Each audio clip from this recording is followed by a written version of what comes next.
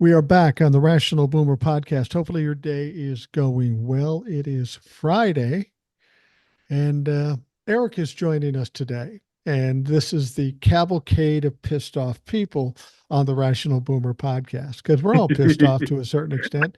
Eric, welcome. And how's your week been going? Well, thanks for having me, Mike. Yeah, like you said, pissed off. Pissed off at Democrats, pissed off at people on the left, pissed off at people on the right. I mean, we tried to warn them, and now they're starting to wonder if they made a mistake. Too late. Jesus Christ. Too late. Can't tell, you know, I've been complaining about Latino men and white women and all that stuff. I have to own up to my little bit of racism that I have going on here. But I'm justified in being racist in this way. Did you know that 60% of all white men voted for Donald Trump? Well, not surprised. you dumb motherfucking cracker pieces of shit. Now, cancel me for ripping. Well, I've always said all white men irritate me for the most part, especially the ones that go for Republicans.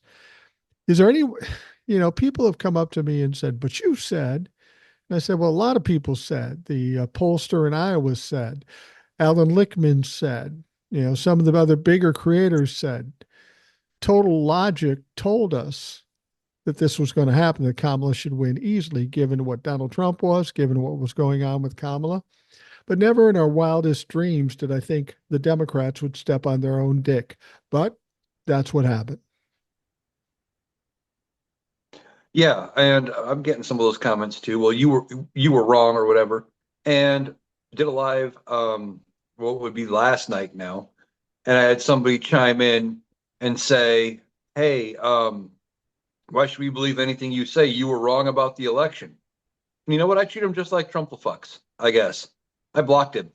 I did too. Um, I've done that too. I've had people say, "Well, you said this, and you're the excuse for this." And I said, "Look, if you want to blame me for it, that's fine, but I don't fucking care." And then they say, "Well, I'm not blaming you." I go, "You just blame me," and then I block them because we're not. It's not about being a Trump-fuck. It's about intellect. Now, if you're going to get up all in your feels and you're going to blame anybody who can, I mean, I'll take heat that I'm wrong about something, but to blame me for the election, that's absolutely fucking stupid. I was wrong about how it would turn out, like a lot of folks were, but I didn't cause it. You motherfuckers caused it. exactly. I didn't cause it. I mean, you know, I did what I could. Right after she got the nomination, there was the White Dudes for Harris Zoom call. And I was in on the Zoom call and they said, what they were asking, what can people do to help her get elected?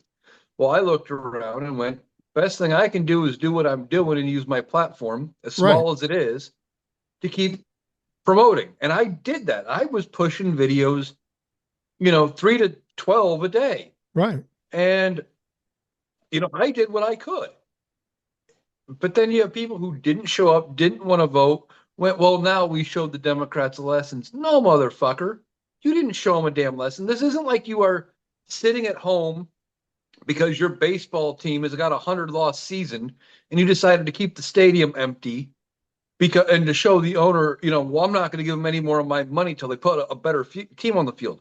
That's not how politics works. No. You want change, you got to get as much change as you want and get what you want and then go from there. You have to take it in steps.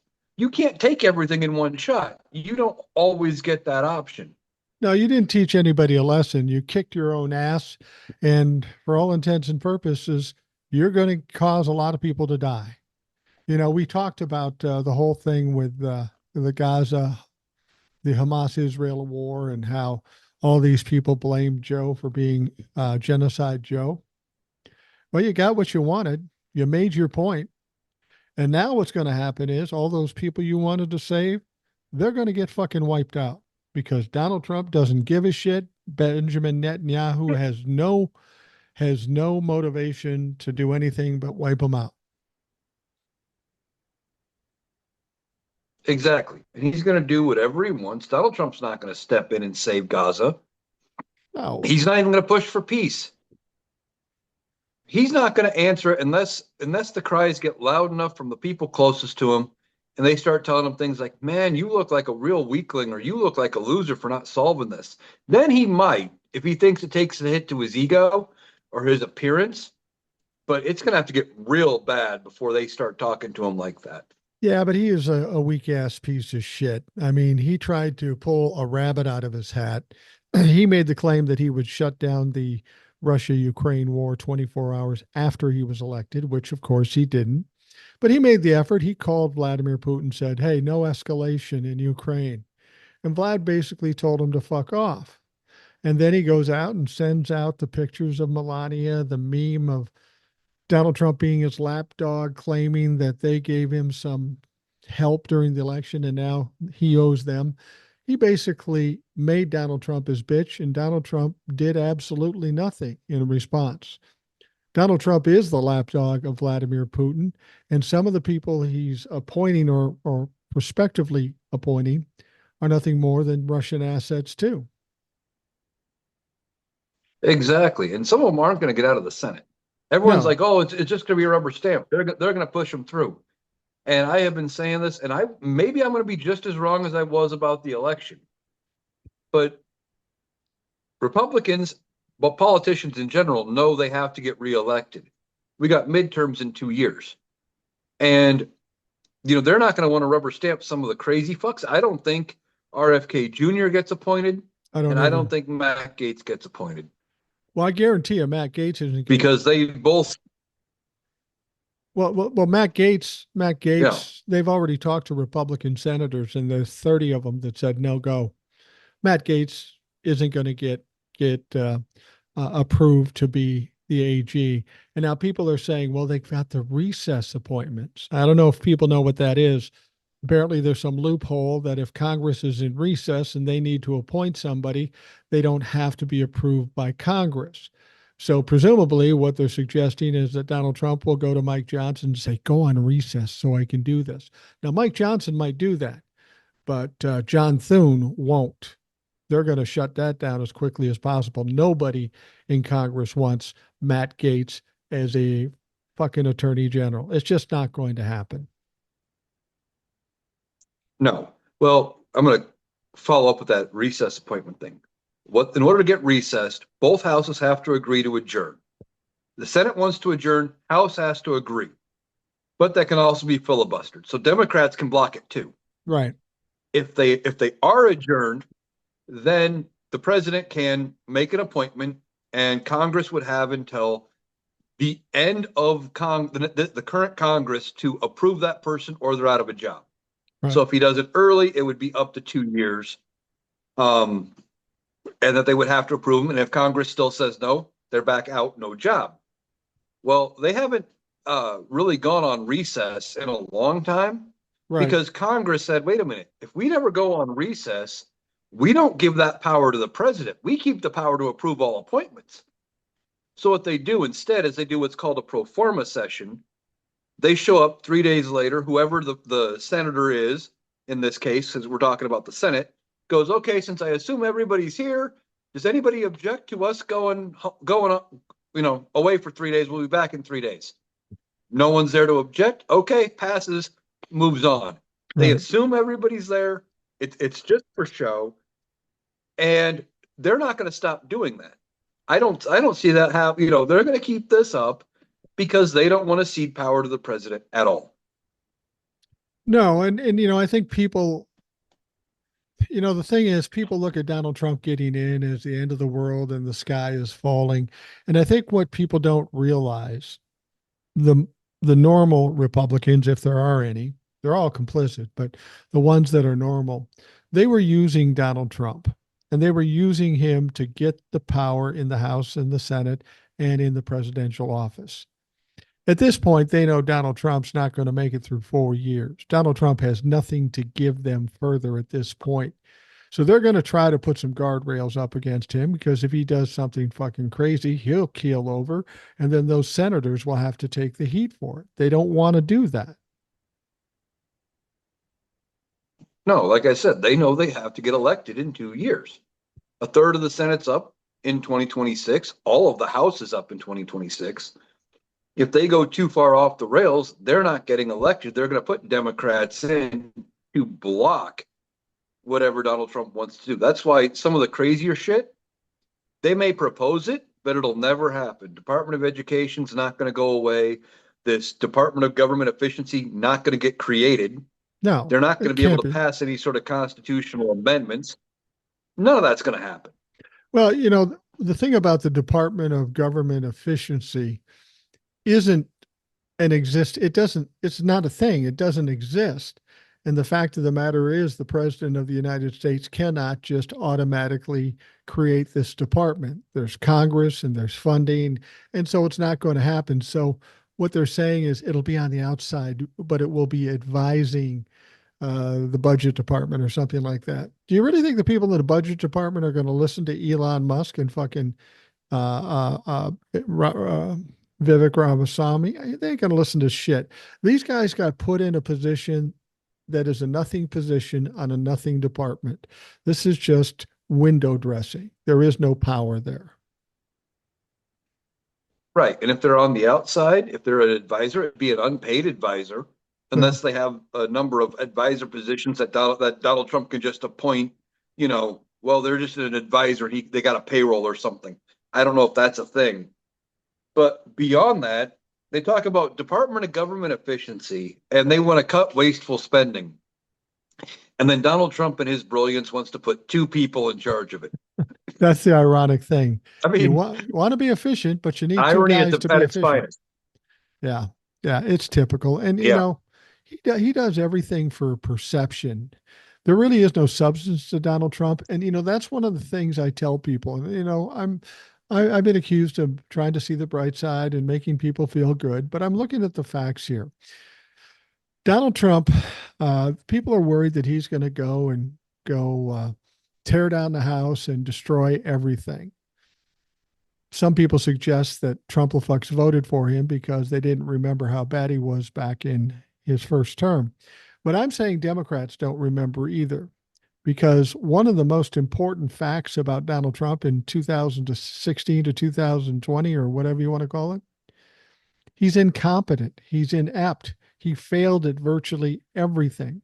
He got a tax break for the rich, but that was on Congress. That was just Donald. Donald Trump doesn't do anything. He plays golf and he lets people around him do things. He can scream and cry about anything he wants, but he always fails. So, given that, as much as this is going to be a pain when he's president, it's probably not going to be as devastating as what people imagine. No, it's not going to be nearly as bad as it could be, in part because, as we've talked about, the sane congressional Republicans know they have to get reelected. Right. Even JD Vance is going to try to reel him in somewhat because JD Vance is going to want to run in 2028, presumably. And if things go too far, he's going to be tainted. He'll be the odd man out. I mean, he may not even survive a primary in 2028 if there is Right. one. Right. And Donald Trump doesn't want to do a bunch of this shit. I have been saying now in a few of my videos in my lives that it wouldn't surprise me, like with the mass deportations, if Donald Trump doesn't just come out and say, we're doing a whole bunch of stuff on these mass deportations. It's going to be great. And we're going to get things done. Wait about 3 weeks. Man, everything we did was great. Right. We got rid of all the illegal immigrants. Look around. You don't see any, do you? Look at how good of a job we did. And it's over. And he's going to just say they did a bunch of this shit. And his crowd are going to look around and go, yeah, that's great. Well, and he's already doing things that is the opposite of what he told people he would do, and he's starting to piss people off. Like when he suggested that Marco Rubio would be the Secretary of State. His people that follow him don't want him to do that. He's establishment politics. All these people that were worried about Gaza are now finding out Mike Huckabee, who is a war hawk, is going to be the ambassador. Marco Rubio is going to be the Secretary of State. And somebody asked him flat out, are you going to call for a ceasefire? He goes, hell no, I'm not going to do that. These poor people in Gaza are going to be collateral damage. And who they can thank for that are the people who voted for Donald Trump. As those people die, the people who voted for Donald Trump will have blood on their hands. I don't care what they fucking say. Yeah, exactly. I mean, Donald Trump doesn't care. He's going to do whatever he wants. As far as Gaza and Israel goes, I saw something where they said Israel's got plans to, take all that land and get rid of the Gaza Strip completely. They want to just annex it into Israel now. Well, gee, for everybody who voted against Kamala Harris because she didn't do enough, how is it going to be when the guy doesn't do a damn thing when that happens? Or helps them wipe them out. I There'll be mean, no that's, humanitarian aid. oh, there'll be nothing. There'll be nothing. The thing is, Donald Trump is very transactional. We know that. If he's going to do something for you, he expects something in return. And the fact of the matter, and the people in this country, he doesn't need anything from them anymore. He doesn't need them to vote for him again. He doesn't need them for money because he'll just grift the fucking government. He's got his legal things set aside to a certain extent, so he doesn't have that cost. He doesn't need anything from the people, so he's not going to think twice about pissing people off. I mean, he doesn't pay his vendors in his business. Do you think he's going to care if people get mad because he does the opposite of what he says? He's a fucking pathological liar. If you didn't No, expect that, you're stupid. no, he's not going to care. And when some of this stuff comes out and shit hits the fan, and he gives people what they voted for, like ending Obamacare, and they go, "Oh shit, where's my Affordable Care Act insurance?" He ain't going to give two fucks about it. They're not gonna he's not gonna care if they try to if people have health care. He has health care, that's all that matters. He Right. has tax breaks, that's all that matters. He can afford to pay for food, that's all that matters. Well, that's the funny thing is we're hearing a lot of these Republicans are saying, I hate Obamacare, but I love the ACA. They don't realize they're one and the same. That shows how ignorant these people are. I don't know that Donald Trump would be successful in getting rid of Obamacare. I mean, there's enough people in the Republican Party that know, okay, we can do this, but we better have something to replace it and it better be good. And they know they don't. They have it in 9 years. What would make them think they could do it now? Right. I don't think it goes away because I keep going back to it, but it's true. They got to get reelected. Right. They're the Right. ones that have to deal with the future. Right. And people like the Affordable Care Act. This is where, though, we've talked about it before. Republicans are great at messaging, Democrats suck. Republicans got the message out there when they passed the Affordable Care Act, or when it was being talked about how bad Obamacare is. And people still think Obamacare and the Affordable Care Act are two entirely different things because Republicans were great at messaging. Well, let me just say about Democrats just don't have that. let me just say about messaging. The Democrats were at a disadvantage in terms of messaging because the Republicans have no shame. They message well because they're loud and repetitive, but they have no limitations to lying. They'll flat out tell you one thing and then do the other and have no shame for it. The Democrats try to be honest and upfront, and that's their failing in this situation. This country, the people, 51% of the people in this country are fucking gullible as hell. And now they will have fucked around and found out. And a lot of them are going to pay a hefty price. And it's going to be interesting to see how they react to that when they get blindsided like that. Well, I've been looking at history and looking back a little bit, and we know if they do succeed in doing all of these things, it's going to crater the economy. Right. We know that. You, if they carry out the mass deportations, especially if they start going after naturalized citizens, and they want to start putting, we want to go back and revoke citizenship, unless you have two citizen parents going backward or whatever. They start to go on that ridiculous. It's going to cost hundreds of millions, hundreds of billions, if not trillions of dollars, and it's going to crater the economy. You add that with the tariffs, and we're talking about potentially something as bad or worse than 1929. Right. So, looking at history, what happened? 1929 stock market crash. President Hoover, the only president from Iowa, unfortunately, but just shows you we can't pick good people. No, God damn it. Uh, but Hoover, coming out of Iowa, he sits there and goes, "It's just the stock market. It'll fix itself." Well, it didn't. 3 years later, we elect FDR. We had Democrats having not only the presidency, but both chambers of Congress, with the exception of 2 years during Truman's term, for 20 years right, because of how bad the Republicans fucked up the economy. right. That could happen again. Well, it could happen again, and it's a sad Maybe not commentary. 20, but It's a sad commentary on this country that it's going to take getting your ass kicked and crashing the economy before 51% of the people in this country learn a fucking valuable lesson. How about you just pay attention and look at the facts? They're apparently not able to do that, and that is disappointing. oh, it is. I mean, in part because Donald Trump was running one of the worst campaigns in history. Yeah, None of his policies, once you take candidates out of it, I guarantee you, if you went to most Trumplefucks and you told them, without naming like the word tariff or whatever, but if you explained what it was and said Kamala Harris wanted to do it, they'd be like, yeah, that goddamn crazy minded liberal going to wreck the economy, right, because they do it all the time. You right. explain how many different things Trump's for, but you switch it and said it was Biden. Not only do they believe Biden would do it, but they're up in arms and they're mad because of how bad it is until you tell them who did it. Right. They don't, they, if you break it down, they understand it. Well, that's the essence of a cult of personality. Donald Trump can say virtually anything. He can say some horrific shit, and they will try to twist it or bend it in a way where it is positive. They'll say, well, that's not what he meant. He'll never do that.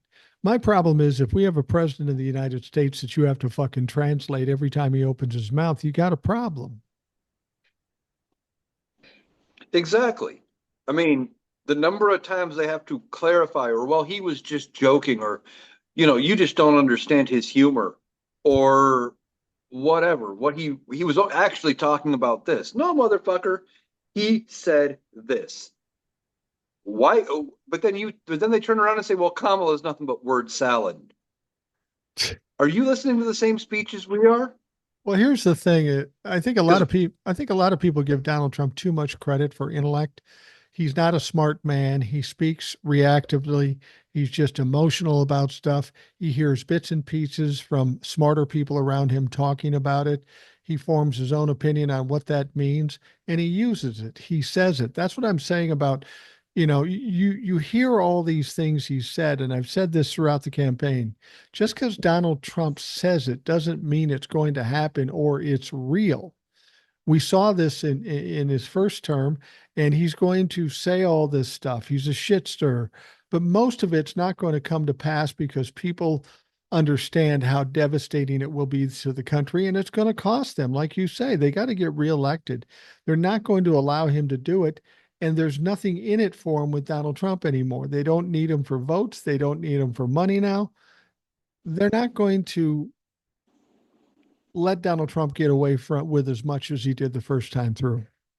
no, they're not. And remember, they didn't get a lot done his first time through. They shut Exactly. the government down with Republican controlled House, Republican controlled Senate, and they couldn't agree on a goddamn budget. They couldn't Right. keep the government funded, and they had all three branches. But somehow it was Democrats' fault. Make it make sense. Right. It doesn't make sense.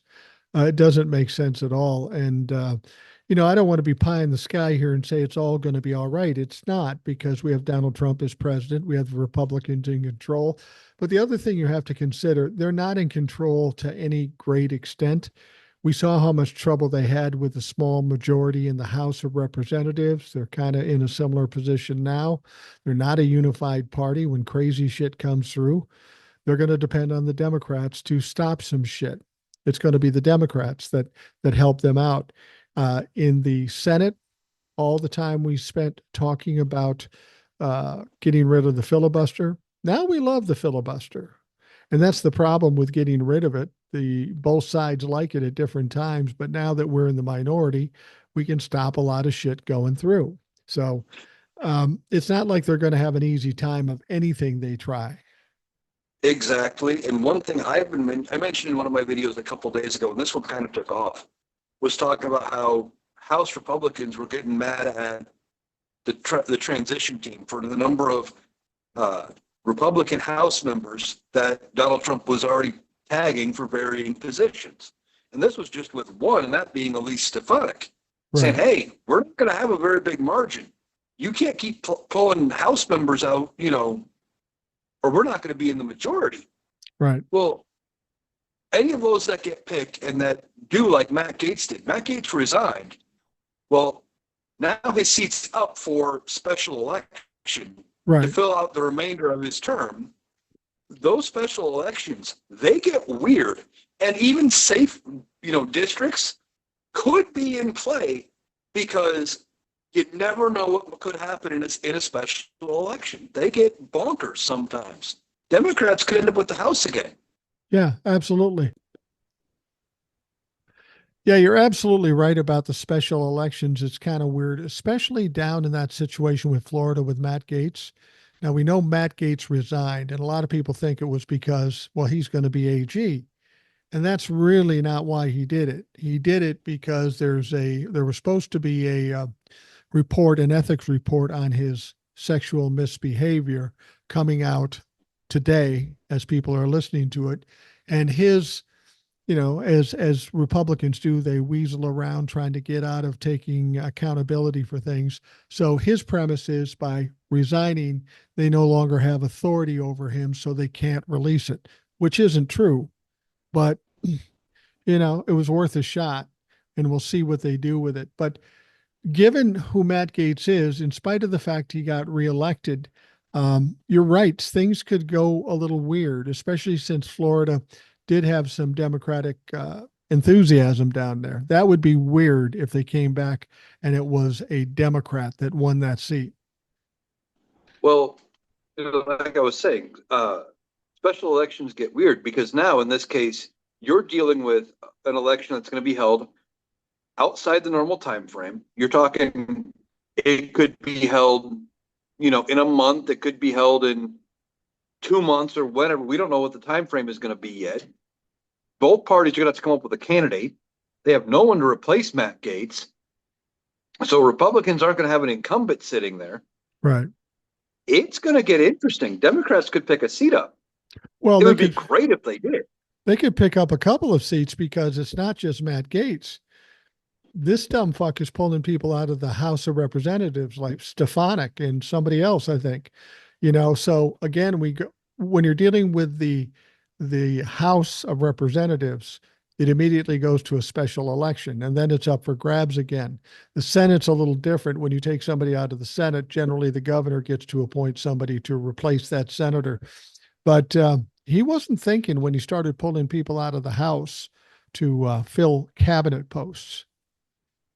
Right. And the other thing with what you were saying about the Senate is a lot of states, well, it depends on what state. Either the governor gets to appoint them for the remainder of the term, but a lot of states, it's only until the next scheduled general election. Oh, really? So like Marco Rubio, I've seen people saying if he gets pulled out of the Senate, his seat wouldn't normally be up in 2026 in the midterm, but now they would have to defend that seat as well, which means they would have a special election, a whole new contest in Florida.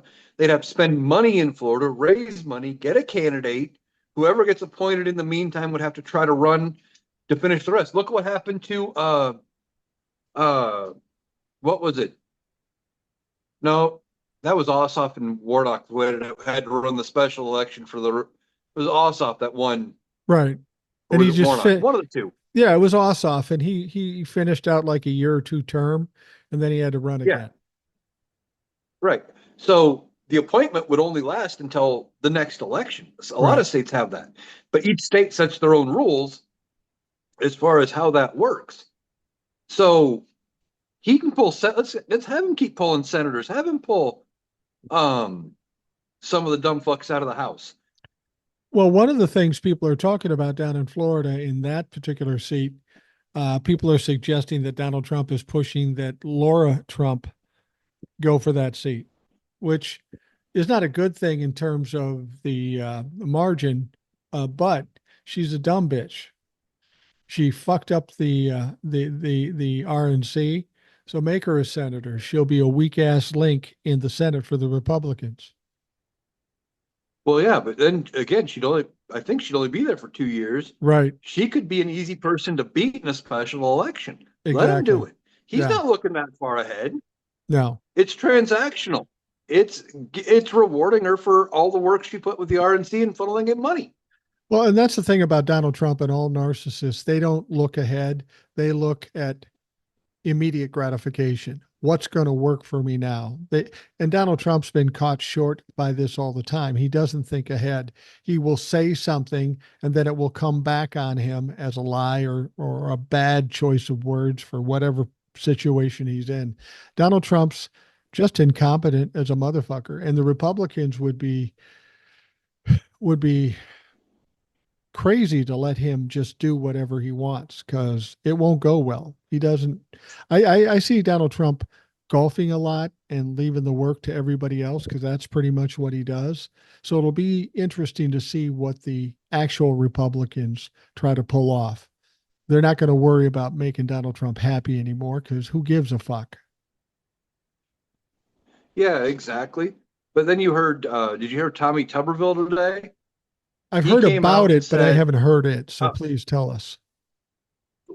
well, what I have read about it, I actually haven't heard his exact quote, but he said, Donald Trump got elected. You have one vote if you're a Republican in the Senate. That's confirmed anybody Donald Trump picks. He deserves to have the cabinet he wants. Your voters didn't pick you to second guess the president, and you should rubber stamp it. And if you don't, we'll get you out of the Senate.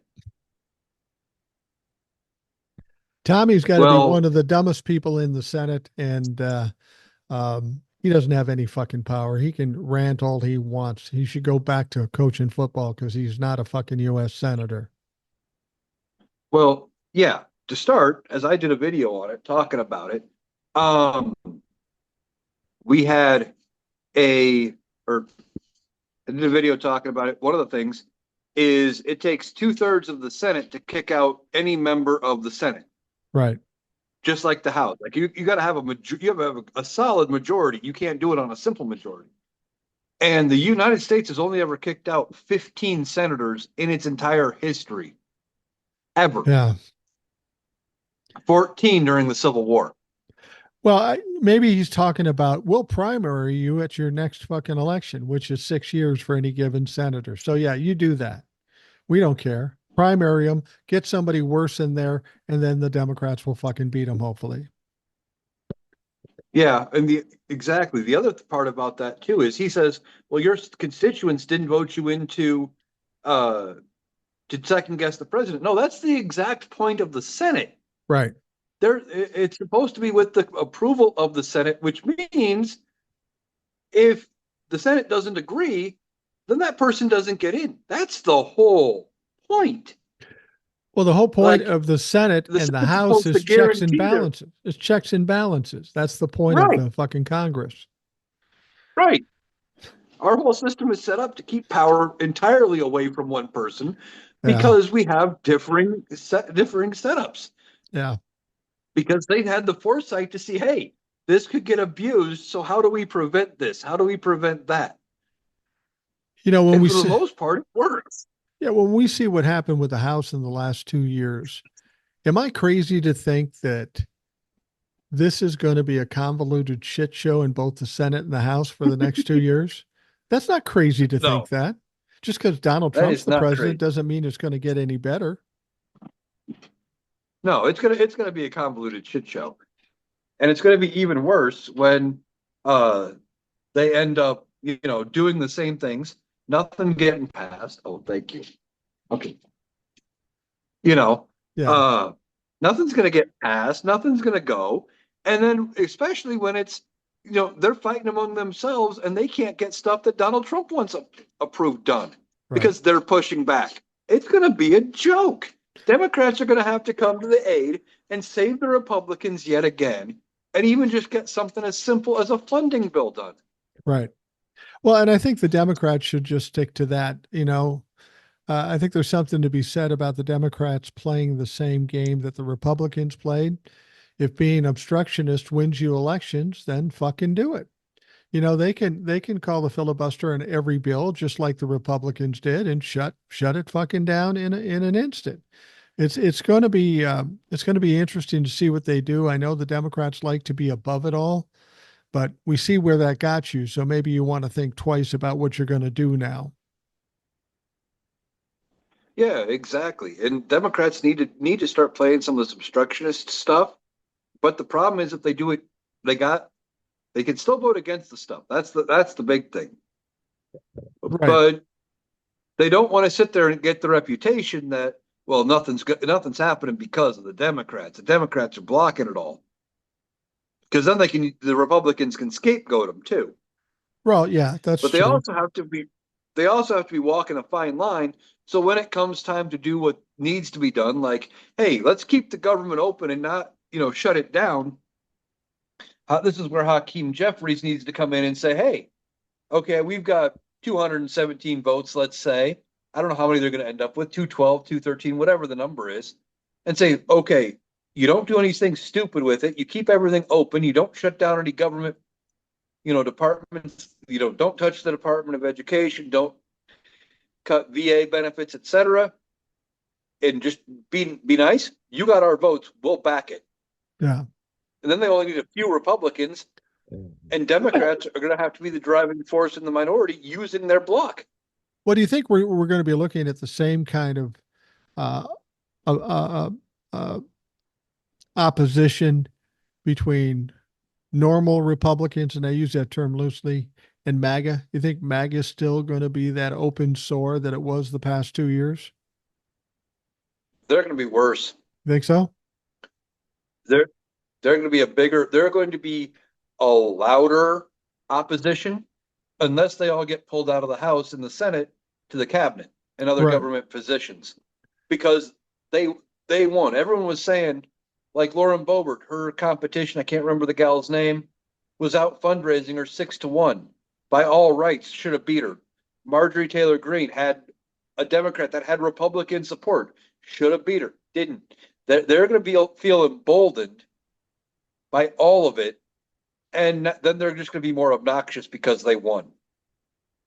Yeah, there's no question about it. But if MAGA is worse than it was the past 2 years, that's good news for us, because that divides the Republican Party and takes away any power they have. Every budget thing they got the House, they got the Senate, they got the presidency. When things go to shit, they can't blame Democrats anymore. And nobody's going to believe the Democrats did it because they have no power. They got what they asked for, and now they're probably thinking, oh shit, if we do what Donald Trump does or says, we're going to turn this place into a heaping pile of shit. What are we going to do now? Eventually, they got to step away from Donald Trump and say, fuck you, just go sit and play golf, and we'll handle the big boy and big girl stuff. Yeah, exactly. And it's going to be where Congress is going to have to do what they can do up until the point when Democrats can take over in the midterms, which I think they will. Yeah. Now, again, we were both wrong about the last election, so take that for what it's worth. But, they'll pass whatever they can pass of the sane stuff, and then just say, here, Donald, you'll look like a winner if you sign this, and he'll sign it. Remember, I can't remember who it was. In one of the books that was written about the Trump administration, the one aide came out and said, he doesn't read briefings. You have to dumb down all briefings to one page, and you have to write it like he speaks. Right. If we do this, you'll look like a winner. If we do this, you'll look like a loser. Right. And that's the thing I've always said about Donald Trump. You can be worried about the rhetoric that he spews, but this guy is easily manipulated. Most narcissists are. All you have to do is tell them they're a great guy, they're a genius, and if you do this, you'll look good. He doesn't give a fuck about abortion. He doesn't give a fuck about deportations. He doesn't give a fuck about any of that stuff. He just spews that stuff because he's transactional, and he thought it would get him votes, and apparently it did. But from this point on, he doesn't care about following up with promises to the public because he doesn't need them anymore. He's going to do whatever is easiest for him, the path of least resistance, and whatever is going to cause people to say, oh, you're great. That's all it's going to take. And that's why, the idea that he's going to come in and he's going to be irate and he's going to do all these things out of spite. Again, I was wrong about the election, but I'm trying to understand who this guy is. I know who he is, and he's lazy. He doesn't want to do anything. He wants to be president. That's all he wants. I don't think he wanted to be president. Yeah, maybe not. I've been saying in my lives lately, and I've done a lot more of them recently, that I think not only did he fall ass backwards into the presidency the first time, I don't think he wanted to win this time. He ran a horrible campaign. He wasn't drawing a crowd, wasn't fundraising, said some of the worst shit. It's almost like he went to somebody and said, what can I say to not win? And they said, here, say you're going to do mass deportations. Keep saying you're going to do tariffs. Talk about this, talk about that. It's going to be horrible. You're not going to win. I don't think he wanted to win. He wanted to run because he thought being a candidate was going to save him, which is why I think he was going to try to run again in 28 when he lost this time. Right. And then he underestimated how bad, this country was at seeing through his bullshit, and they've still voted for him. The only thing I will say about that, what you're suggesting is that would suggest he has the ability to strategize or think ahead. I think Donald Trump is just dumb. He's like every other bully. He says something mean to you. If you don't back down, he says something meaner. And the more egregious he gets, the tougher he thinks he is. And I just think he says whatever the fuck he's told, or he'll exaggerate it. He doesn't remember what is actually being said, and then all of a sudden the Republicans have to back up what this dumb fuck says. It's a hell of a mess for the Republicans, in spite of the fact that they have all this power now. I'm sure they're concerned, especially with these appointments that Donald Trump is coming out with. It's embarrassing. It's silly. It's a fucking clown show, and all the Republicans know it. And they're going to spend the next 4 years, presumably, looking like fools because their leader is a fucking idiot. Right. And, as they're dealing with these appointments and stuff, they really only have 2 years to get them all through. Yeah. Because if we're right, which, again, we'll see, Democrats have the Senate in 2026. None of the dumb fucks are getting through, and Donald Trump isn't smart enough to appoint moderates into any position. However, I will say this. He may have a problem. Given his administration the first time around and the people in his cabinet, how many decent people do you think want to work for Donald Trump in this term? A lot of them got fired real quickly. A lot of them got indicted. A lot of them got investigated. Who wants to be in his cabinet other than crazy motherfuckers like, the clowns that he's got? Matt Gaetz. I mean, Matt Gaetz has his own problems with this information about his ethics investigation. That's probably going to come up. People say, well, he did the right thing. He got out. Now they can't do it because they don't have jurisdiction. Motherfucker, we got leaks out of the Supreme Court.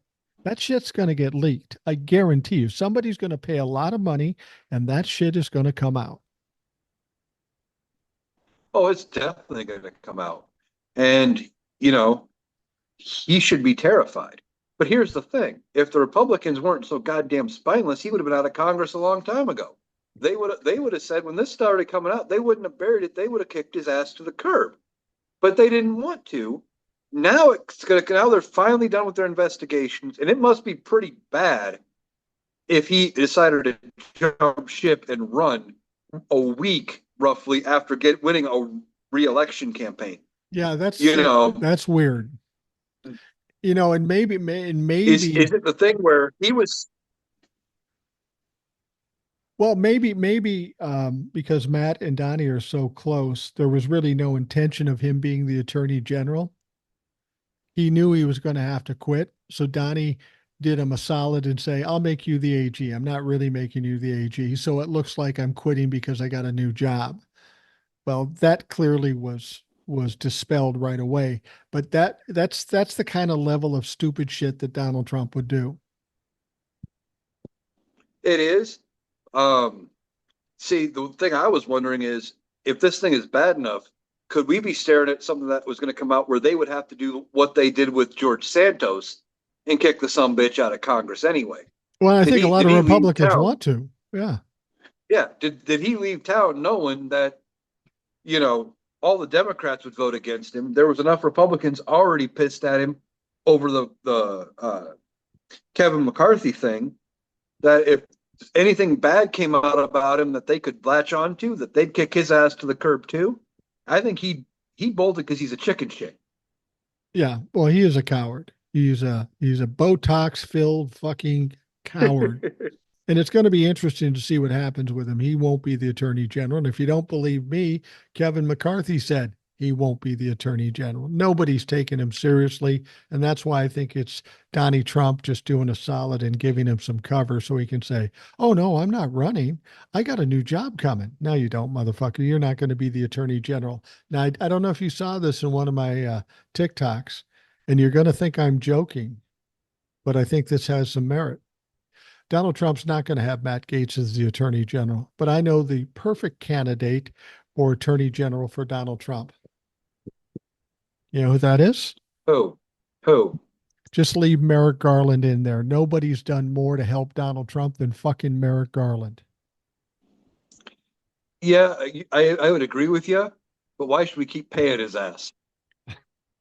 Because maybe he'll fuck up Donald Trump like he fucked up Joe Biden. I don't see how. The best thing for Merrick Garland, the best thing probably for this country would have been if Mitch McConnell wouldn't have held up his position and just let him get promoted to the Supreme Court. Yeah.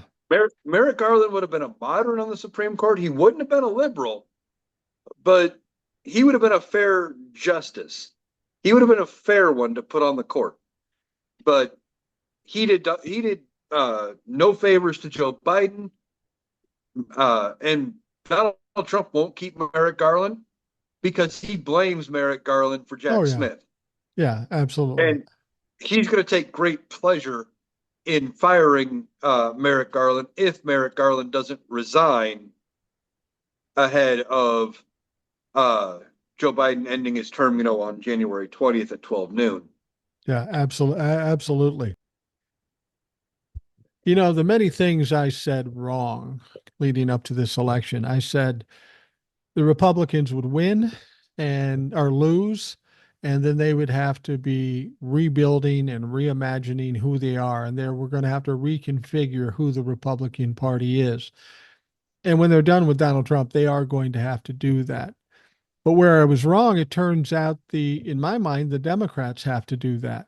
I mean, they didn't lose in a mandate, but they lost significantly, something nobody expected.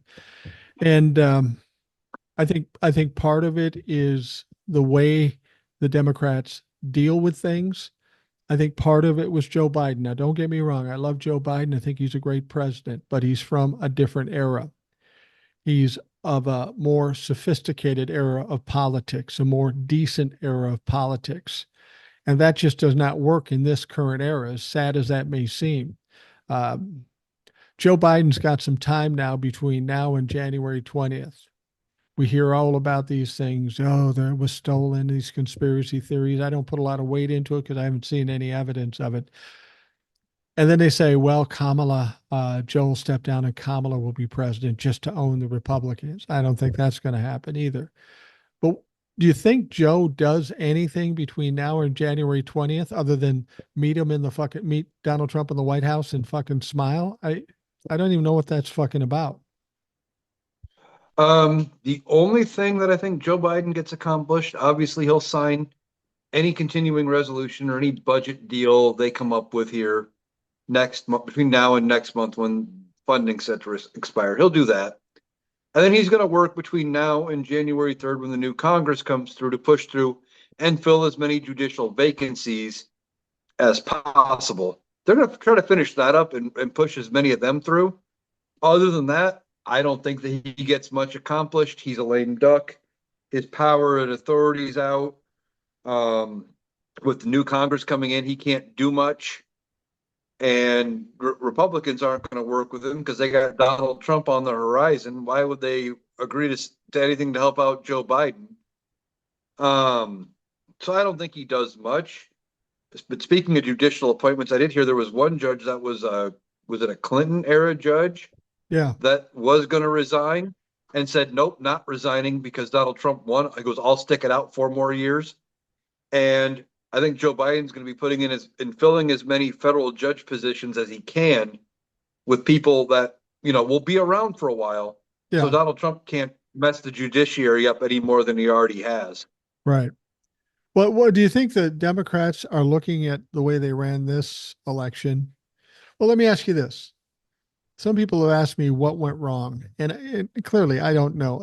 As I've told people before, I'm in a confused state here. Not that it's going to change the way I do anything, but whenever I decide something's going to happen, I do it based on facts and truth and the current situation and what I know about human nature and that sort of thing.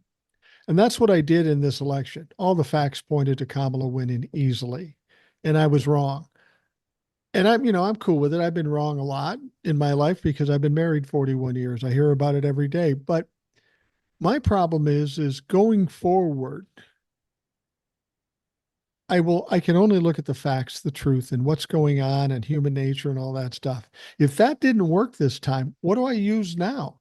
I mean, like you say, I see this coming, and somebody will say, well, you were wrong. I go, yeah, you're fucking right. I was wrong. So what does that mean? What do? Do you just keep doing the same thing you normally do? That's all I can really do. Yeah, that's all I'm going to do. I think Democrats, I've been trying to piece it together myself as far as why Kamala lost. And I think there's multiple reasons. And maybe I'm onto something, maybe I'm crazy. I think part of it was Kamala Harris shifted farther right in her messaging as she went along and from where she was in the primary initially 4 years ago. Right. Because the Democrats shifted her right to appeal to Republicans that were disenfranchised by Donald Trump. And that was probably a mistake. At the time I thought it was brilliant. Looking at it now, you in favor of gaining those few Republicans, you pushed away people farther left. Problem is, Democrats are going to look at it and go, were we still too far left to win? And they're probably going to shift right. Right. Right. Well, I think the problem is they assumed they had all the Democrats. I think we assumed they had all the Democrats. That made the most sense. Democrats will either vote for Kamala or Donald Trump. That should be a no-brainer. The Democrats will all vote for Kamala Harris. So they did try to move her right to try to pick up those Republicans that were never Trumpers or couldn't stomach Trump. And that was a mistake. You couldn't count on the Republicans to actually do that. And in the process, you piss off the far left. And I'll be honest with you, based on what I saw in that election, the problems the right has with MAGA are the same problems that the Democrats have with the far left. They're both a divided party, and there's where the problem lies. Well, and the problem with the far left is they're of the I want it all, and I want it all right the fuck now. Right now, right. Exactly. And I want a candidate that is going to give me everything I want and right now. They're not willing to stair step it. And honestly, thinking about it I've been talking about history a little bit, I don't know if somebody with a plan the size of like FDR's New Deal, I don't know if somebody came in with a message like that, if even the far left would accept that this day and age. A big, comprehensive, never been done or hasn't been done in 100 years package. If it's not everything the far left wants, they'd still be pissed and they still might not vote for it. Will took a controversial stance. He was highly against Bernie Sanders. And I don't disagree with him. I mean, I like Bernie Sanders, and back in 2016, he might have been an alternative, but he didn't get the nomination. I think the far left in that situation was partly responsible for Hillary not getting elected and then ultimately electing Donald Trump. And clearly they were a factor in this race too, because there was 12, 15 million votes that Kamala didn't get that she should have gotten. And that can only be attributed to the very young people or the far left people. They cut off their nose to spite their face. And I don't know how they couldn't comprehend that that's what was going to happen. It's because just like the far right, they they want it all. They want it all right now, and it's a well. If you're not going to give it to me, I'm gonna show you by not voting. Right. You know, like I talked about earlier, it's like staying home. They equated it to staying home when your favorite sports team is, in the midst of a ridiculous losing streak. Right. And I'm not gonna, give them any money. They don't want to stair step it. They want everything. And if they don't get everything, Bernie should have come out and endorsed Kamala Harris. He never did, as far as I know. No, he didn't. And that's what But pisses me off. Neither did George W. Bush when he should have. These gutless motherfuckers. I mean, Bernie Sanders had his moment in the sun, but now he's 100 years old. He's as old as Nancy Pelosi. He's as old as Joe Biden. You need to fucking quit. You had your day. You didn't help us in any way. You maybe had some good ideas for the far left, and maybe it would have been good for the country, but you couldn't get a fucking elected. So let it go. yeah, Bernie Sanders is another one of those, like you said, he's ancient and still holding on. He's in his 80s. I think isn't he in his mid to late 80s? Something Yeah, I like mean that. he's older than Biden, for God's sake. Yeah. And he just got reelected again to another 6-year term.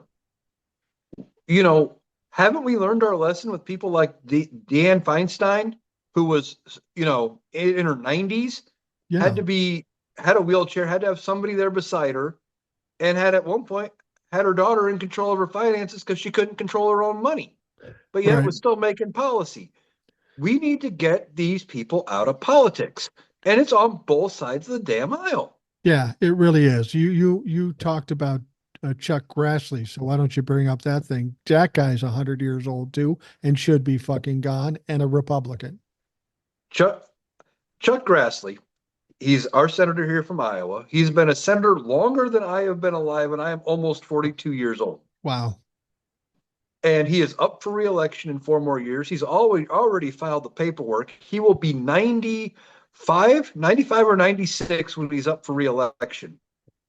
And he's already filed paperwork to run again. He was born in 33. The first published That's 7 years older than my folks who are both dead. right. And he was born in 1933. The first published chocolate chip cookie recipe that anybody has ever found was published in 1938. That's why I say he is Chuck. I am older than chocolate chip cookies, Grassley. Wow. And so he was on a conference call today with a bunch of Iowa reporters. And what does this ancient, dusty fossil have to say? He comes out and says, well, a trade war would be bad for Iowa farmers. And you get a trade war with tariffs, and it'd be bad. And I'm disappointed we didn't get a farm bill done.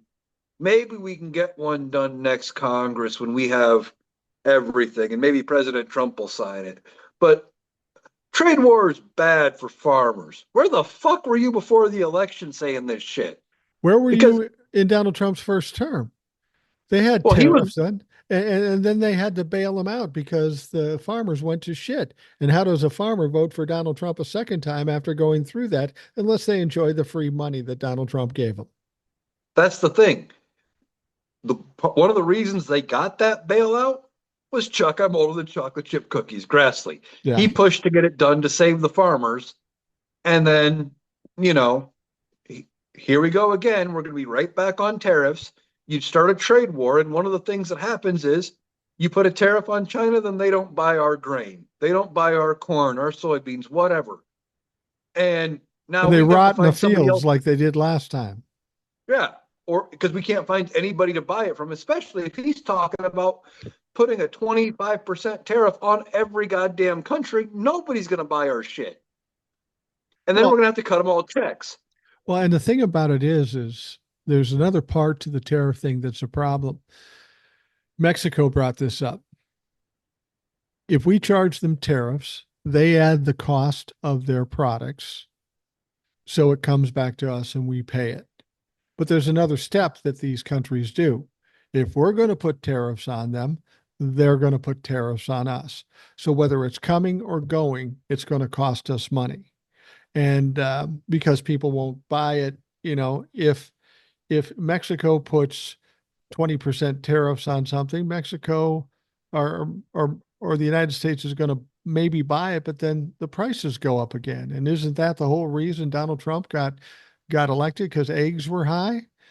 I mean, there's no common sense to this. And somebody like Chuck Grassley knows this. And that's why he's so culpable. He knows this and he still votes for the motherfucker. It's so tribal. It has Right. nothing to do with common sense.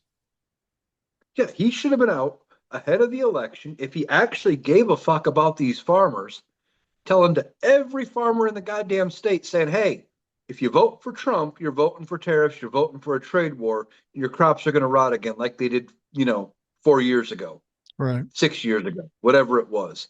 He should have been out there saying it, but he don't, he's just hoping to protect the farmers on the back end after Donald Trump fucks them over, or he's hoping that they can talk sense into Trump enough to keep the tariffs from going into place anyway.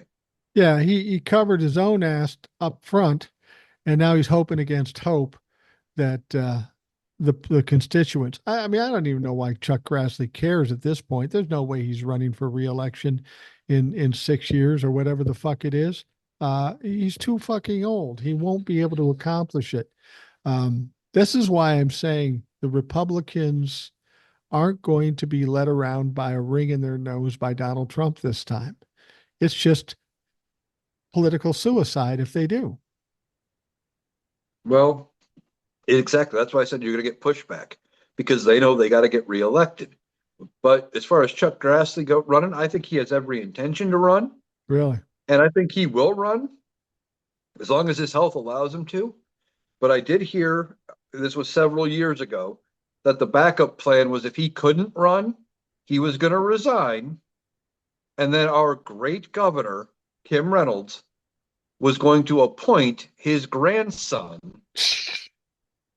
to fill that seat. And I can't remember his first name. He is the current, I believe he's the Speaker of the Iowa House. It's another Grassley. I can't remember his first name, but anyway, that way when, he gets the seat, so then when you go back to the polls and you see Grassley as the incumbent, you just Right. check the box and think it's the same guy. Well, here's the thing. This is how old this motherfucker is. Chuck Grassley is so old. I don't know if it's his daughter or his son that is the parent of this grandson, but you would think the next step would be uh, to pass it on to your child. But the child's probably in their 70s and too old. They want to get a young guy that's going to be there in a while. So he has to go to his grandson to fucking do that.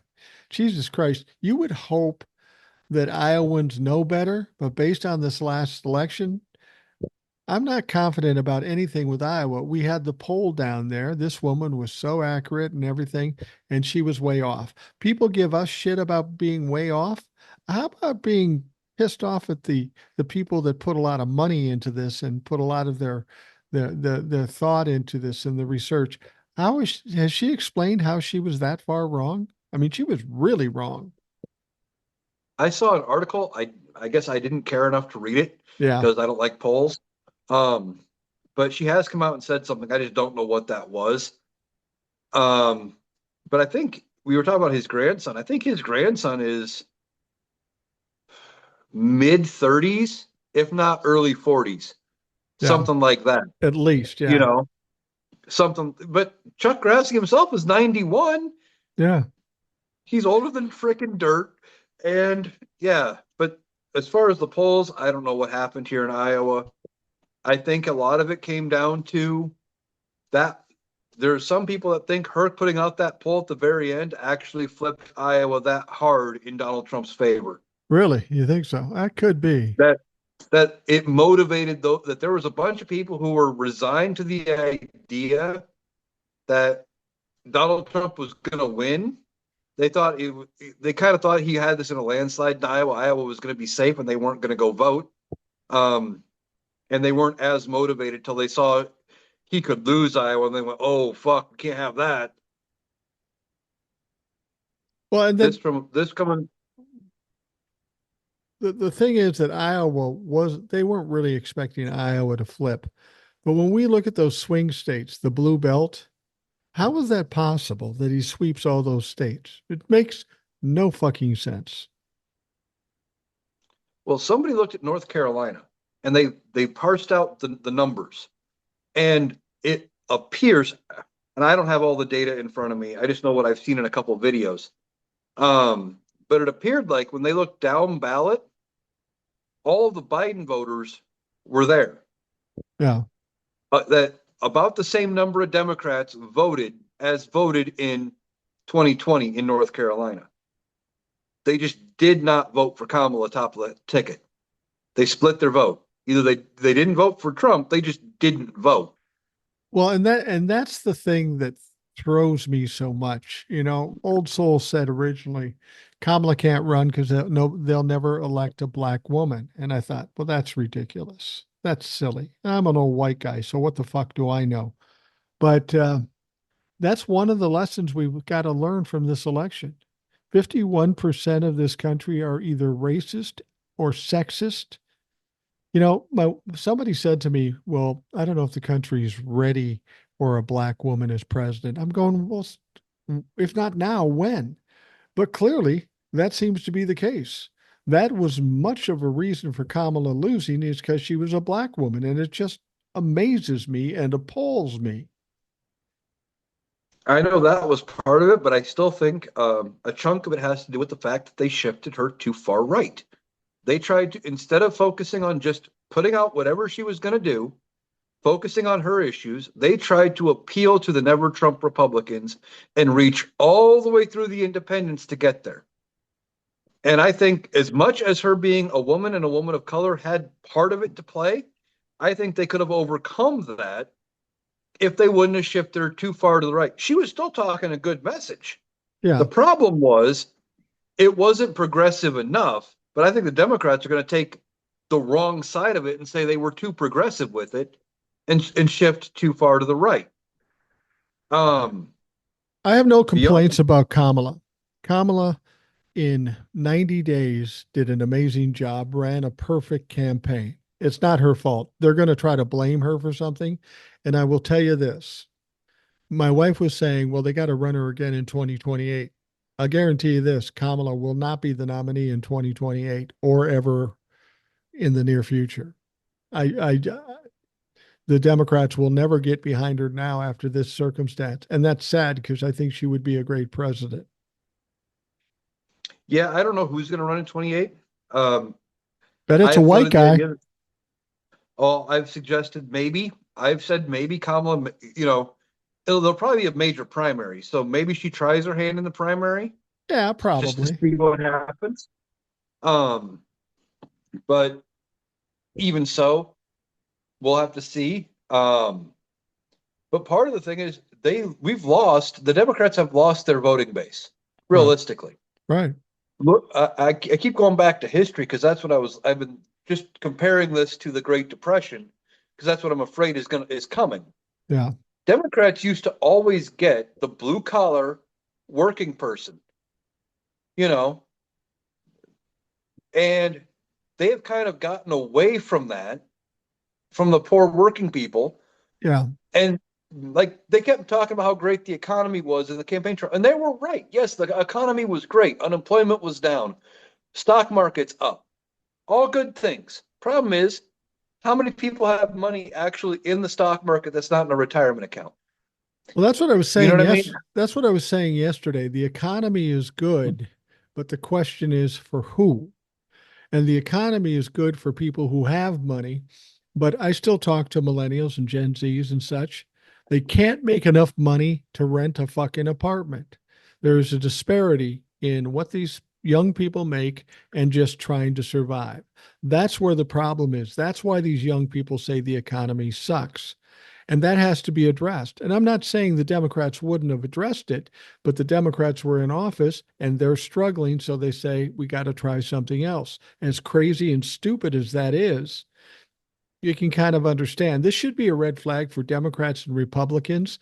You got to do something for the people or they're not going to vote for you. And just because the stock market is good doesn't mean it's good for average Joe American just trying to get by. Exactly. And that's kind of what I meant. You know, as we're talking about people not being able to afford rent and day-to-day, necessities, etc. Right. But they get told that, well, the economy's good. You want to keep me in office because the economy's good. And this isn't a knock on Kamala Harris because the economy was good, but they didn't see it. And that's where Donald Trump, when he comes out talking about cheap gas, cheap eggs, cut your energy bill in half, people were getting behind it, at least the idea of it, because that was real world things they could see that would affect them. They Right. didn't, she was talking some good programs. The problem is, for somebody like me, you start talking about first time home buyer credits, you start talking about child tax credits. Neither of those affect me. Now I can see the big picture and see how they're good for the economy. Right. And I thought those were good things. But, you got people like me who are going to look around and go, well, fuck, what's in it for me? Right. And go, not vote for. Then you got the other guy saying cheaper eggs, cheap gas, cut your energy bill in half. Yeah. What, I can see the draw. I finally got my eyes opened, as an old retired guy, I'm not working and I'm making a living with Social Security and a pension and some other stuff. I'm in a good position in life. I'm not rich, but I'm comfortable. Okay.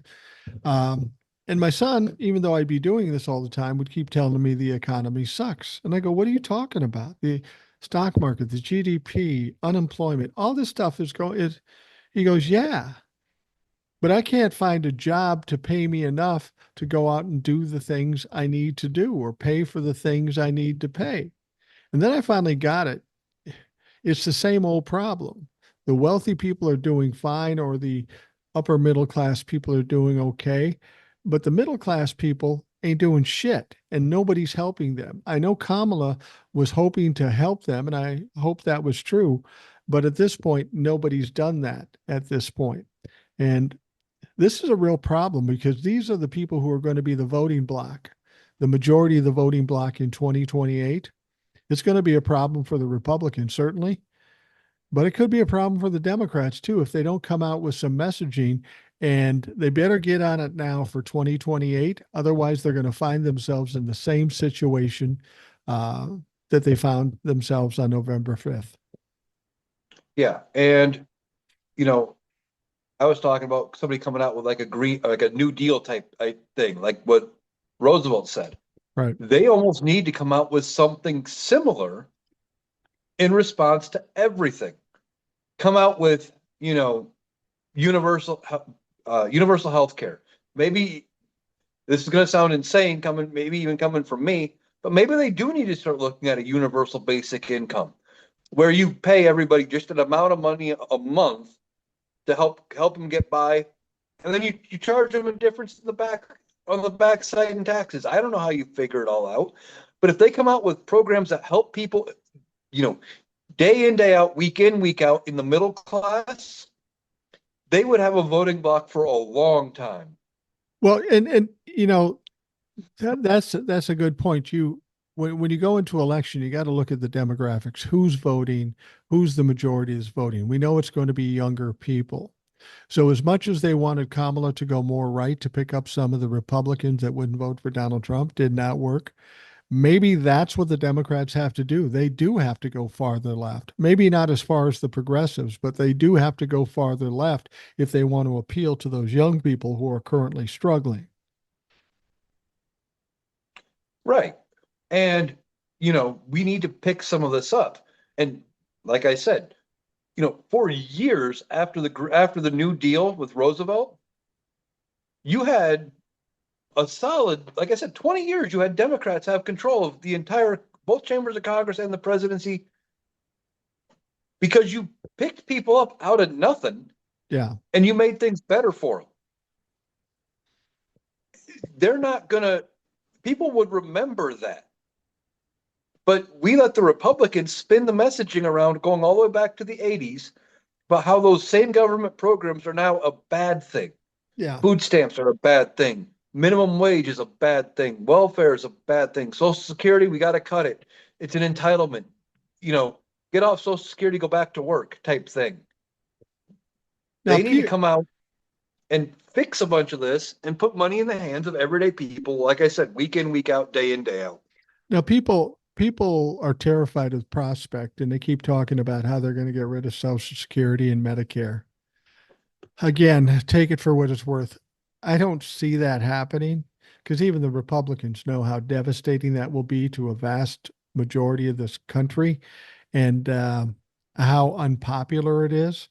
Now, that said, I thought overturning Roe v. Wade would be the biggest issue. And apparently 51% of this country don't give two fucks about overturning Roe v. Wade. That amazes me. But I think Social Security and Medicare are a different thing. Even the Republicans, the normal Republicans, say, yeah, that's not going to be a good thing. That's not going to win us any elections. Yeah, I think they'll probably be okay. I saw something today what they want to cut 120 billion from veterans health, from the VA health program. That's not going to work either. I'm like, first of all, the VA is already woefully underfunded to begin with. And then beyond that, you start cutting that kind of money, you lose, I guarantee you lose the military and the veteran vote forever. Right. And you'll probably get people not enlisting in the military. So you're going to have a weakened military too. Yeah, because that was one of one of the big draws about the military. You know, and this is, at least from what I understand, I never went in the military, but a lot of people in the poorer parts of the country go in the military. They go for the GI Bill, for college that they would never have access to. They go in for decent pay and those benefits, and then they go in for the VA benefits on the backside. Right. You know, the housing assistance, the health care, and all of it, because it gives them a leg up that they wouldn't normally have. Right. Some people do. They go in for the added, not just because they're patriotic and they want to go in. You have those people as well. But other people look at it. They're trying to survive. There is a lot to be said. Yeah. I mean, personally, I think they should just combine Medicare, Medicaid, VA benefits, go to universal health care, be done with it. I guarantee you what we would pay in extra taxes has got to be cheaper than what everybody else pays for copays, deductible, premiums, all of it. And then there'd be no BS of, well, my insurance plan doesn't cover that. My insurance plan doesn't cover this doctor. Every doctor covered, anywhere you want to go covered. Once you got about 10 years of it going and people actually experiencing it, they would never want to go back. But you'll never see that happen with Republicans in control, because it's not about what's good for the people. It's about the big pharma lobby, the insurance lobby, and putting money in their own fucking pockets. And that's the problem. These people may be complaining about healthcare and the cost of healthcare, but the fact of the matter is, you're not going to fix anything for the next 2 years at least, and probably 4. But and that's the most disappointing thing about this. We have gotten better with a lot of things, student loans and all this other shit, and the healthcare. It's gotten better, but we needed to progress and get even better. But the only way we can do that was with Kamala in office and control the House and the Senate. Now that we have the Republicans, at best case, assuming they don't break anything or fuck anything up, which they probably will, at best case, there'll be no progress in any of that stuff. People will be on hold for another fucking 4 years. Exactly. That's best case. Best case. There's a good chance we go backwards. Oh, yeah. That we go backward. And it is probably going to take some major steps backward for us to go forward again. But then once we take that step forward, as long as it's in the right direction and it's comparable to something like Roosevelt's New Deal, then we only continue to go forward.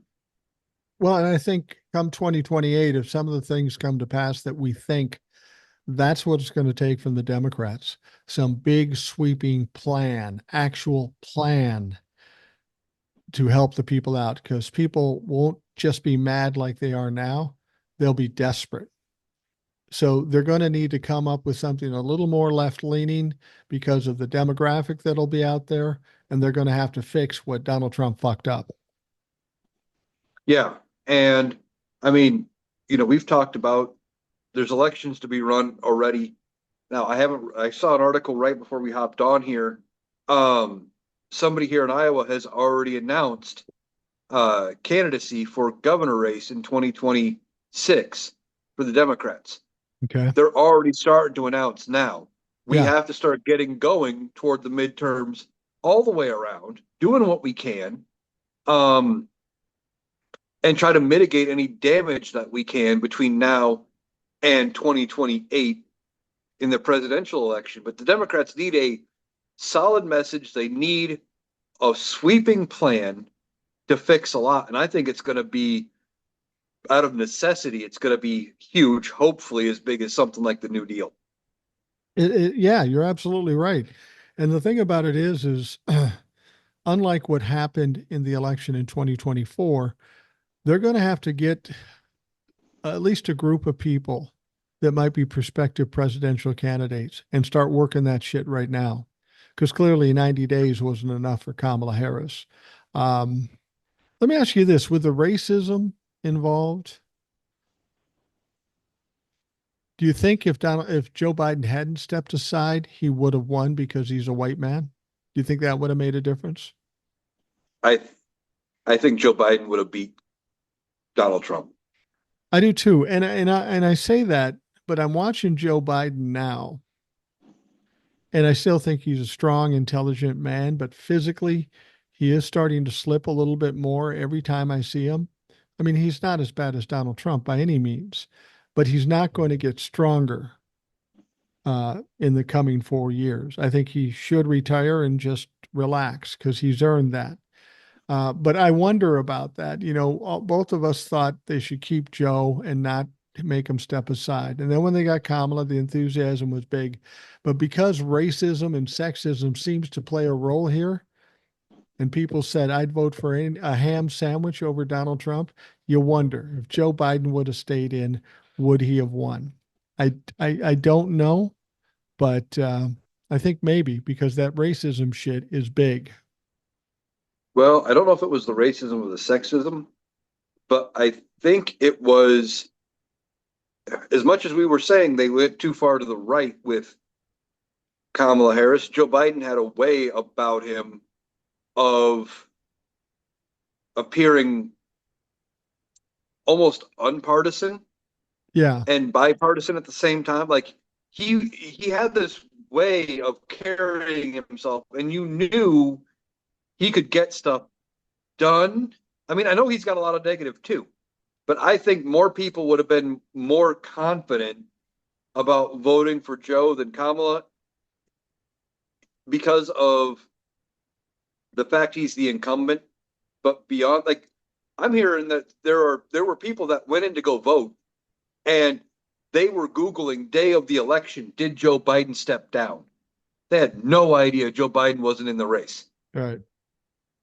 So I think some of them would have gone in and just voted for Joe Biden because he was in the office. Yeah. And I think that hurt Kamala a little bit. And maybe Joe should have not just stepped aside, but also resigned, gave her the presidency.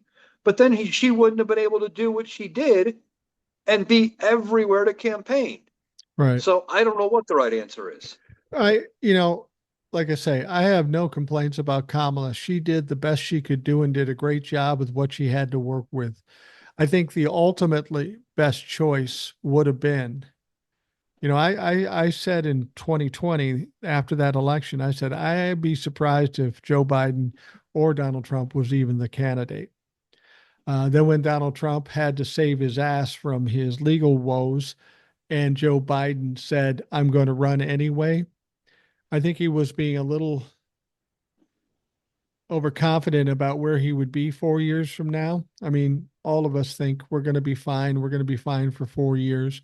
I'm not going to slow down because Joe did slow down. He's still mentally all there, but he did slow down, and people look at that because they're not very smart that he's missing a step.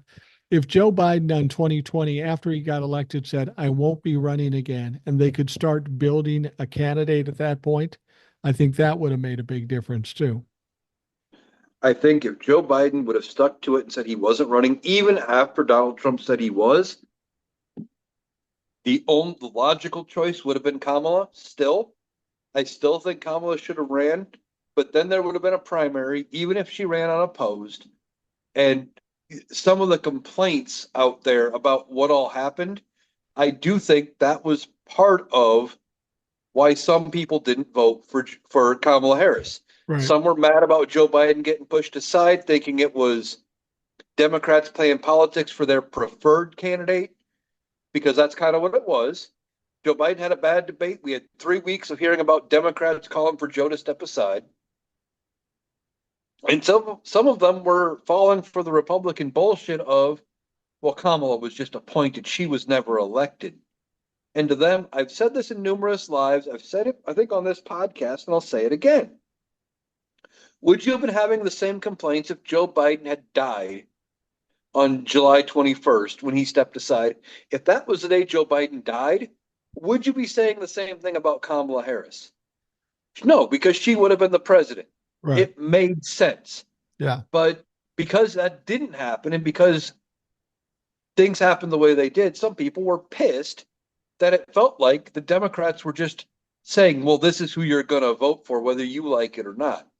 Well, So yeah, if Joe Biden had, I don't think Joe Biden made, I understand why Joe Biden made the choice he did. I mean, because Donald Trump had announced 2 years in 2022.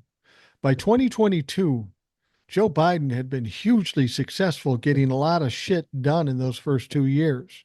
And I'm sure he's feeling fine and everything looks good. So at that point, it was easy for him to say, I'm going to run again because I beat him the first time, I'll beat him this time. But then over those 2 years, things change a little bit because we got the obstructionist Republicans in, not as much gets done. And Joe has 2 more years to slow down a little bit. Yeah, I understand why he decided to run, and it's admirable for him to do that. And he was probably right because he's probably the smartest man in Washington, D.C. politically at this point. But I think had he stepped aside and they could have built somebody else, whether it be Kamala or whoever, we would have been better off. I think so. yeah, I agree. The other thing is, if in 2020, well, with Donald Trump announcing that he was running right when he did, and then Joe Biden saying, yeah, I'm in, it also comes after, Joe Biden, up until the midterm elections, had been saying he wasn't going to run, wasn't going to run, wasn't going to run. Right. And this thought just popped in my head. But it was after midterms when Donald Trump said he was going to run, after Republicans had a very weak trickle, Right. but they won the House. Right. And that put a stymie against Joe Biden. Well, then that's when Joe Biden comes out and says he's running after his party just lost the House and all of his progress and his momentum ground to a halt. Right.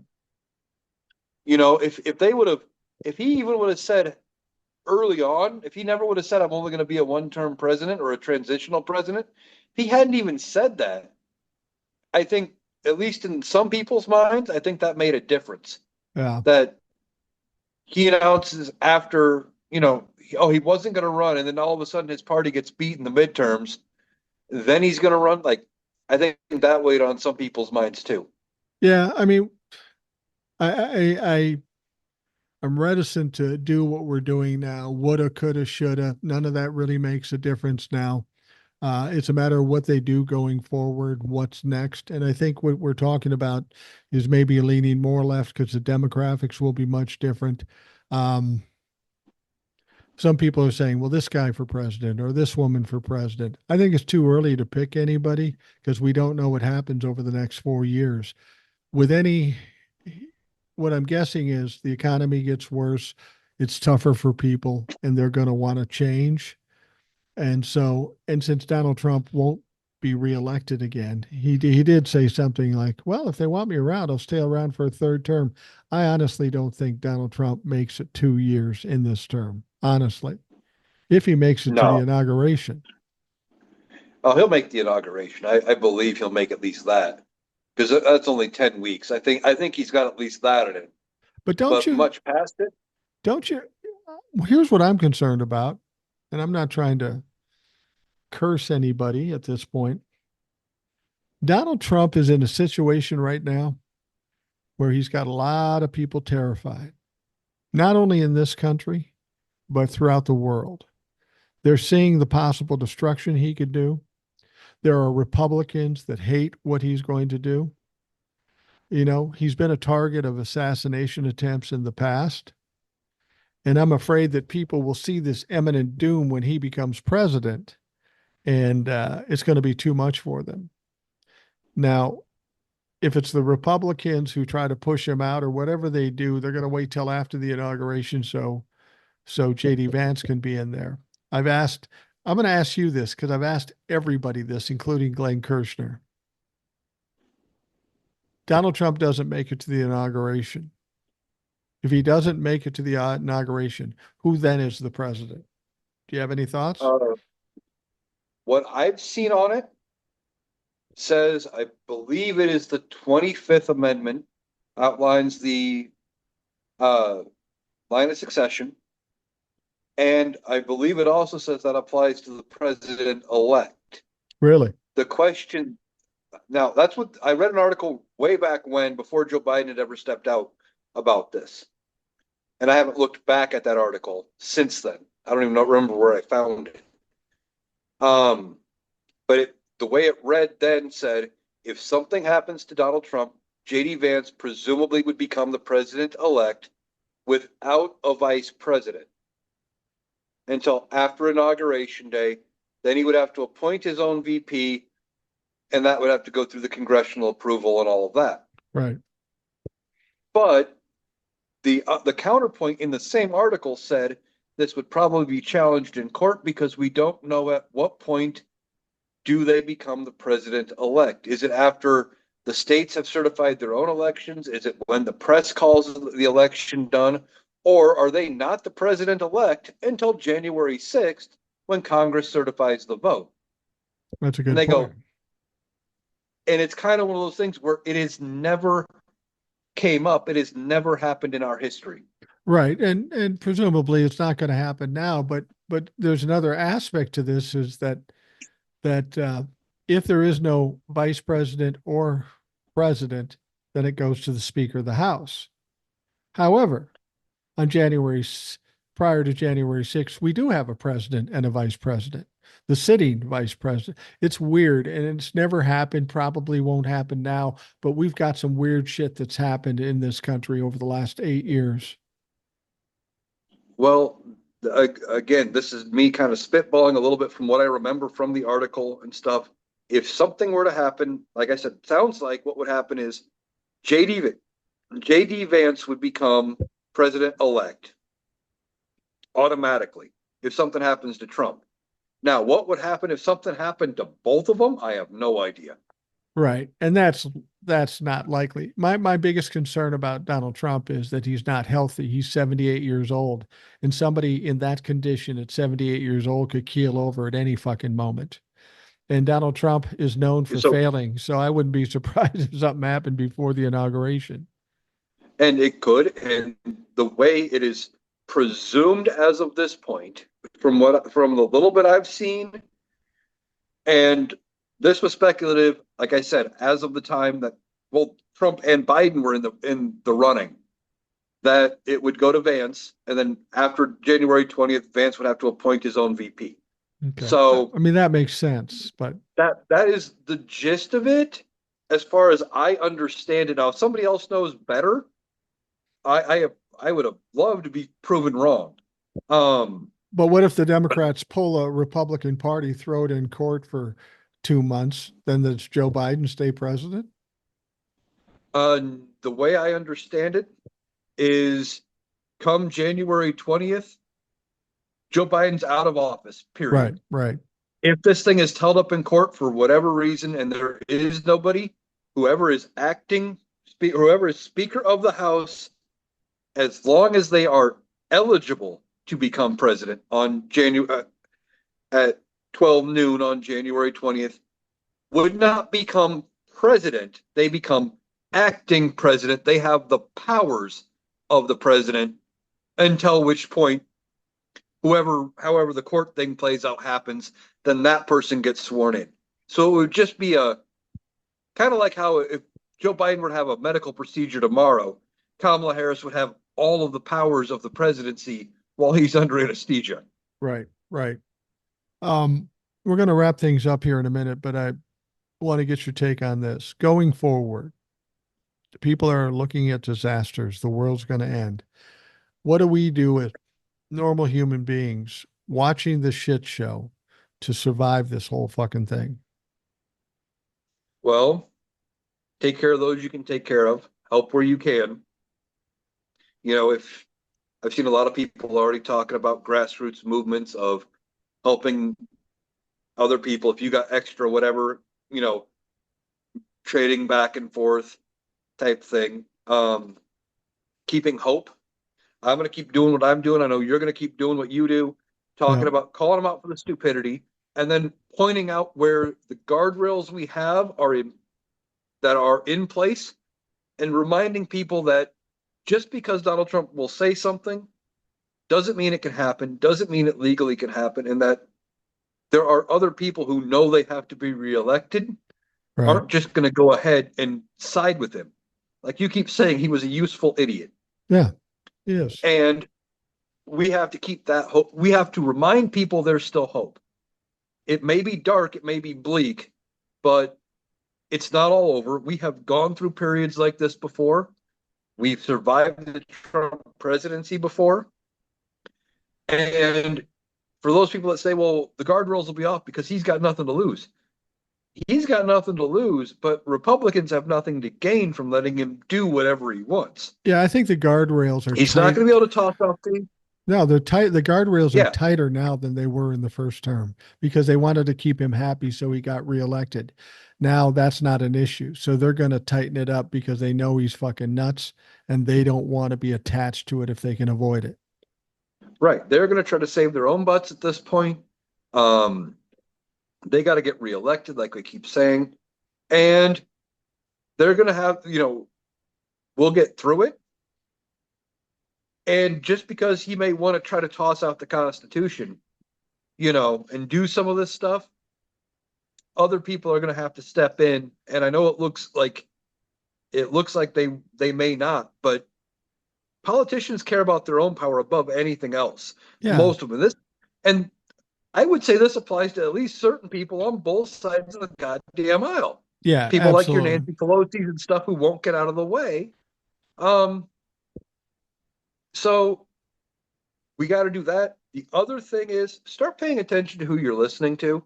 Yeah. Some of these creators, there's a couple creators, and I won't mention which ones. I think one I'm thinking of off the top of my head is immediately, well, that's it. They got this, they got that. It's over. That's the ball game. Yeah.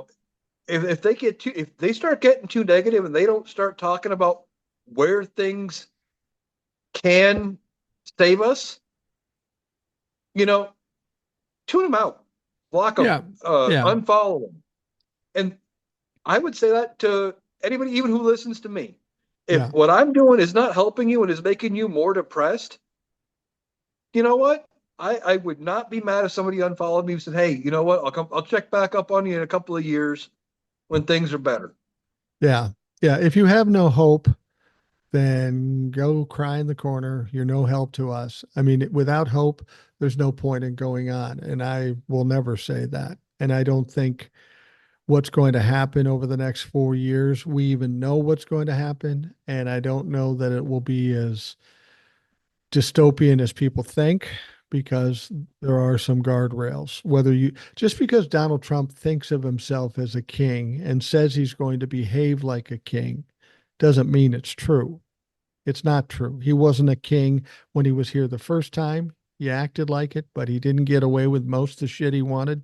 And he's not going to get away with it this time. He's going to do some fucked up shit. There's no question. We're not in a good position because he's the president. But if you think the world's going to end and World War III is going to happen, there's a lot of people that have a lot invested that aren't going to throw it away. Exactly. And ultimately, you could end up seeing potentially the Republicans turn on their own president because it gets bad enough. Because, I mean, Republicans did it before. They did it with Nixon. Absolutely. They are going to protect themselves above all. If they decide he's too fucking crazy and causing too many problems, they impeach him just to get JD Vance in there. And as much as people hate JD Vance, and I hate JD Vance, I think he's a horrible man and he would be a horrible president. I think this country would be a little bit safer with JD Vance as president, only because he's a younger man. And like you say, he's going to want to get reelected. So he's going to have to tame things down a lot. Well, and I will throw this out there as well. If you are JD Vance and you are the vice president to Donald Trump, and you just watch your own party draft articles of impeachment and remove him, are you going to toe the line? Are you going to be normal? Are you going to do, or are you going to push the limits and try to act like your former boss and be nuts and do so? No, you're going to walk the line after you just watched your party kick out your boss. Yeah. For the first time in history. Yeah. He would be scared shitless, and he may not. That might be enough for him to never run. If something like that were to happen. But and people will say, "Oh, the Republicans impeaching Donald Trump, that will never happen." Well, in most circumstances, that wouldn't happen. But again, Donald Trump is now a liability to the Republican Party. They gain nothing by having him in there. It's a complete liability. And if he's too much of a liability, they will try to run him out of there. Yeah, if he starts doing too much egregious shit where it is clear him being in the office is a danger to them or their own power or anything like it, or even the country. Because for as bad as the Republicans are, I will give them a little bit of credit and say they are patriotic in their own weird way. Yeah. They think what they're, I think most of them are patriotic in their own way. They think what they're doing is for the best interest of the country. Right. However they justify it, they think they're right and it's the best way forward. Right. And if they get to a point when they see it's bad for them and bad for the country to have Donald Trump in there, he's going to go. I think they turn on him. Yeah, I do too. Well, Eric, thank you for joining me on the show. It's always good to hear what you say. I learn a lot when I talk to you because you do a lot more in-depth reading. You're more detail-oriented than I am. And as much as the Rational Boomer podcast is my show, the people I have come on teach me a lot every time, and I appreciate it. Well, thanks for having me. For those of you listening who do want to check me out, I'm going to throw it out there. Analytical Iowan over on TikTok or YouTube. If you're watching the video version, I have it spelled down below me or here somewhere. And I'll probably drop a comment or two in the YouTube comments, just so people can find me. So yeah, that's kind of what I'm doing. I have been starting to go live a little more on TikTok. It's been kind of enjoyable. So those have been fun. Yeah, I'm going to probably do a few more. I don't know how often I'm going to go live, but keep them coming and just see what happens. And as you become more popular, get more followers and stuff, I just wanted to dispel one rumor. Eric does not have an OnlyFans. Not yet. No, definitely not. And neither do I. In fact, I got a notice from OnlyFans and they said, do not even fucking think about it. I have jokingly said for years I would make a fortune as a male stripper because they'd pay me so much money to keep my clothes on. There you go. There you go. All right, Eric, thank you very much. And for those of you listening, thank you for taking the time to do that. I hope you have a great day and we'll talk to you again tomorrow.